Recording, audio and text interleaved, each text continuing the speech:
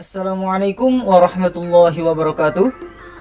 Perkenalkan, nama saya Fauzil Ihya Husaini dari Fakultas Tarbiyah dan Keguruan Prodi Pendidikan Agama Islam Universitas Negeri Antasari, Banjarmasin. Oke, kali ini kita akan membahas tentang bagaimana sih cara membuat rencana pelaksanaan pembelajaran atau yang sering kita sebut dengan RPP. Oke, langsung saja yang pertama kita membahas tentang identitas. Jadi, identitas tersebut terdiri dari satuan pendidikan, mata pelajaran, tema atau subtema, kelas, semester, dan alokasi waktu. Yang kedua, kita akan membahas tentang kompetensi inti atau yang sering kita sebut dengan KI. Di sini terdapat 4 KI. Yang pertama, KI 1 yaitu membahas tentang spiritual. Yang kedua yaitu KI 2 membahas tentang sosial. Yang ketiga, KI 3 yang membahas tentang pengetahuan, dan yang terakhir KI 4 yang membahas tentang keterampilan. Oke, untuk yang B ialah kompetensi dasar. Yang C indikator pencapaian kompetensi. Yang D tujuan pembelajaran. Yang E materi pembelajaran. Yang F pendekatan, metode, dan strategi pembelajaran. Yang G langkah-langkah pembelajaran yang terbagi menjadi 3, yaitu kegiatan awal, kegiatan inti, dan kegiatan akhir. Yang H media dan sumber belajar. Yang I ialah penilaian, yaitu terdiri dari penilaian proses dan penilaian hasil atau kognitif.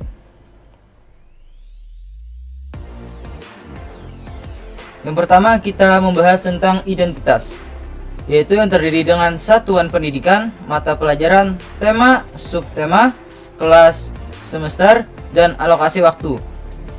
Contohnya kita di sini buat status pendidikannya ialah Madrasah Aliyah Negeri.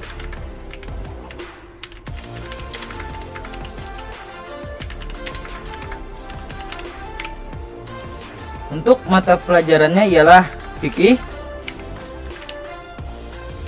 Untuk tema yaitu menghindari riba.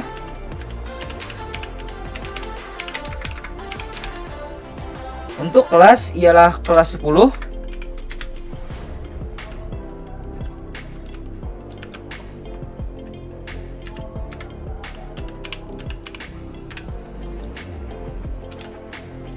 Dan semester genap. Dan untuk alokasi waktu ialah 2 kali 45 menit.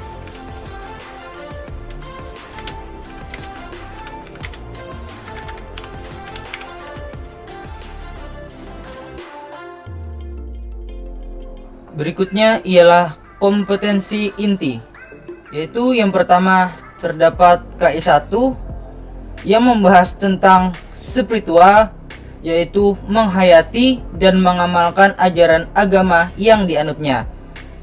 Yang kedua yaitu KI 2 membahas tentang sosial, yaitu menghayati dan mengamalkan perilaku jujur, disiplin, tanggung jawab, peduli atau gotong royong, kerjasama, toleran, damai, santun, responsif, dan proaktif, dan menunjukkan sikap sebagai bagian dari solusi atas berbagai permasalahan dalam berinteraksi secara efektif dengan lingkungan sosial dan alam, serta dalam menempatkan diri sebagai cerminan bangsa dan pergaulan dunia. Yang ketiga yaitu KI 3 atau pengetahuan.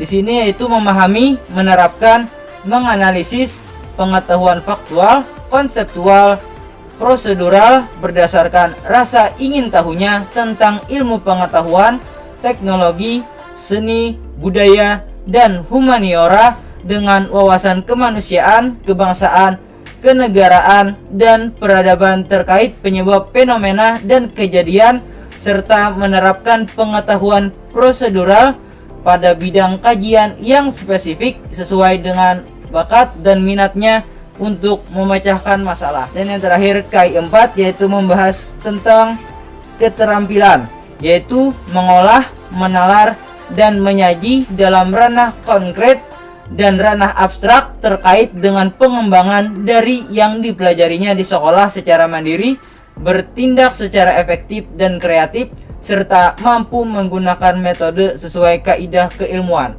Untuk kompetensi inti ini biasanya sudah terdapat dalam buku paket atau buku pelajaran.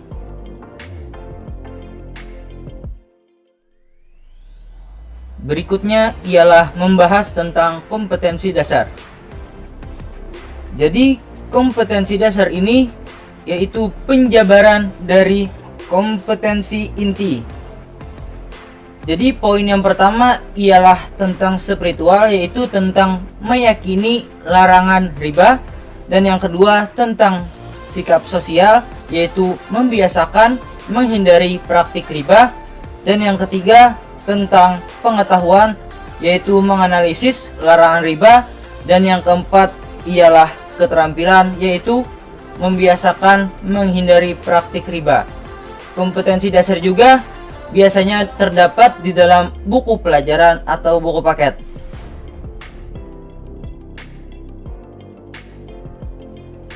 Berikutnya ialah indikator pencapaian kompetensi, yang mana kompetensi ini terdapat di dalam kompetensi inti dan kompetensi dasar. Di sini saya jabarkan menjadi 4, yaitu yang pertama menjelaskan pengertian riba menurut berbagai pendapat ulama. Yang kedua menuliskan dalil dari Al-Quran dan hadis tentang keharaman riba. Yang ketiga menjelaskan perbedaan masing-masing jenis riba dan contohnya. Dan yang terakhir yang keempat yaitu menjelaskan hikmah menjauhi riba.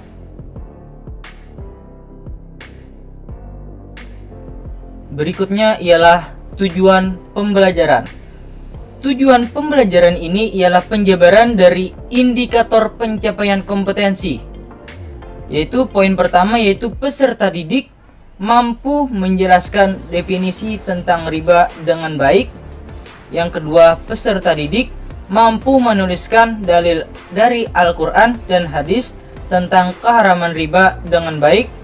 Yang ketiga, peserta didik mampu menjelaskan perbedaan masing-masing jenis-jenis riba dan contohnya dengan baik.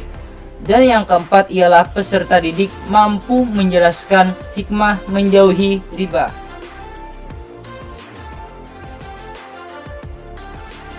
Berikutnya ialah materi pembelajaran. Materi pembelajaran ini bersangkutan dengan tujuan pembelajaran. Jadi poin pertama dari materi pembelajaran ini ialah pengertian riba. Yang kedua, dalil-dalil diharamkannya riba. Yang ketiga, jenis-jenis riba dan contohnya. Dan yang keempat ialah hikmah menjauhi riba.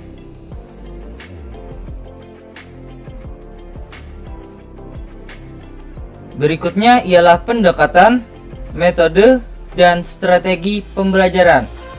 Di sini saya menggunakan pendekatan saintifik, yaitu model pembelajaran yang menggunakan kaidah-kaidah keilmuan yang memuat serangkaian aktivitas pengumpulan data melalui observasi, menanya, eksperimen, mengolah informasi atau data, kemudian mengkomunikasikan.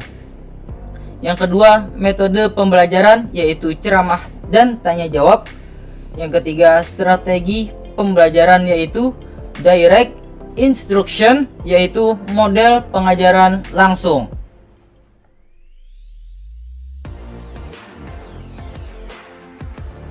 Berikutnya ialah langkah-langkah pembelajaran.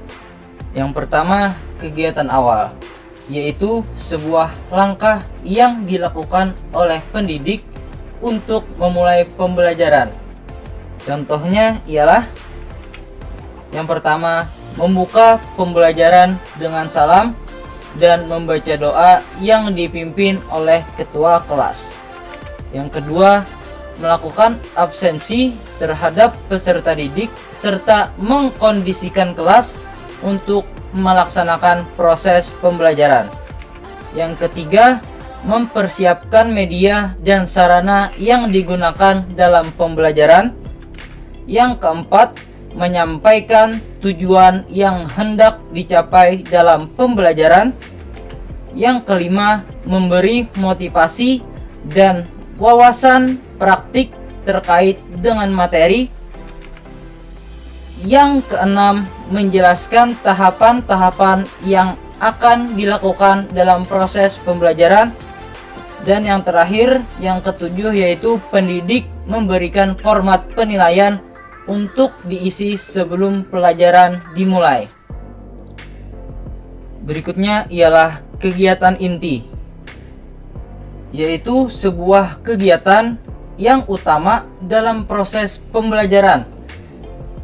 Di sini terdapat 5 poin, yaitu mengamati, menanya, eksplorasi, asosiasi, dan komunikasi.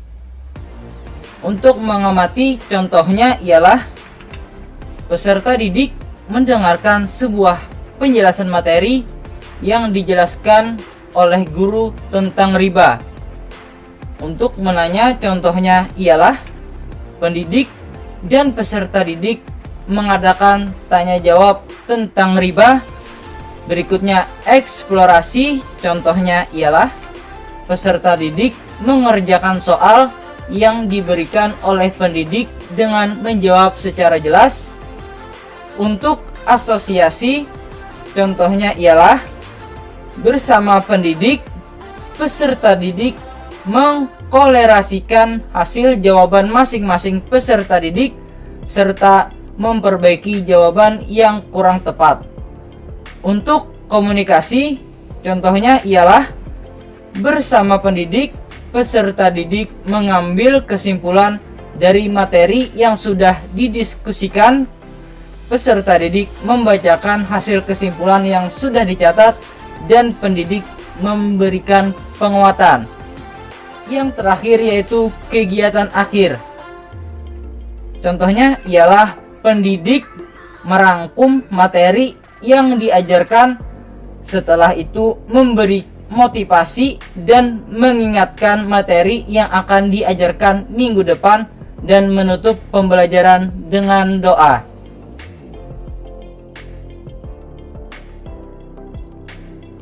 Berikutnya ialah media dan sumber belajar. Yang pertama ialah media pembelajaran adalah alat bantu yang digunakan dalam proses belajar mengajar. Contohnya ialah worksheet atau lembar kerja peserta didik, lembar penilaian, LCD, proyektor atau slide presentasi atau PPT. Yang kedua ialah sumber belajar, ialah bisa berupa data, orang, atau metode yang digunakan untuk mempermudah dalam pembelajaran. Contohnya ialah Al-Quran terjemahan dan hadis, dan buku acuan paket fikih Departemen Agama.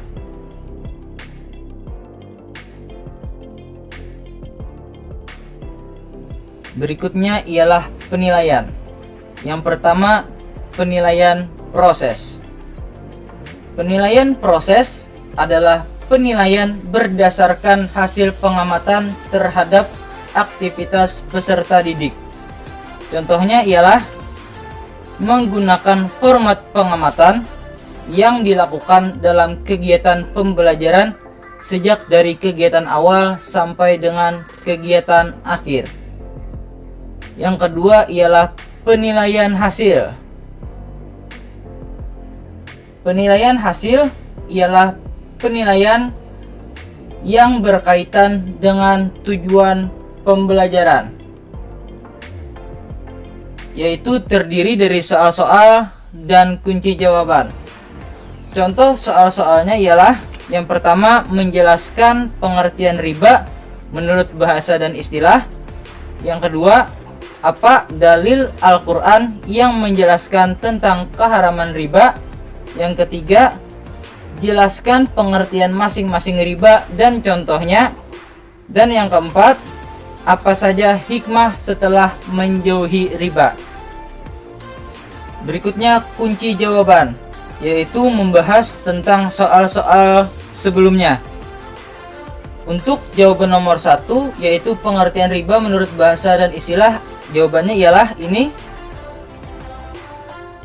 Untuk jawaban nomor 2, yaitu membahas tentang dalil Al-Quran yang menjelaskan tentang keharaman riba, kunci jawabannya ialah ini. Soal nomor 3, yaitu jelaskan pengertian masing-masing riba dan contohnya. Kunci jawabannya adalah sebagai berikut.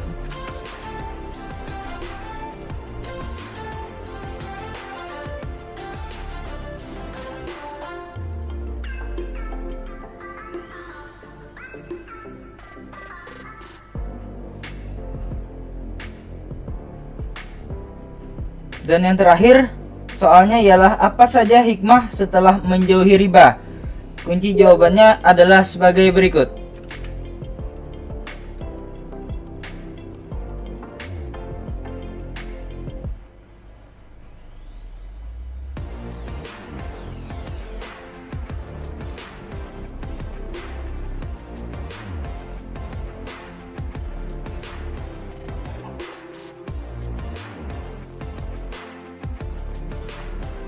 Berikutnya ialah tanda tangan.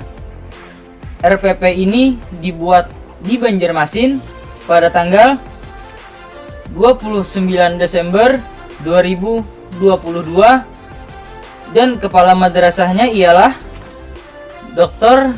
Haji Fauziauddin dan guru fikihnya ialah Dr.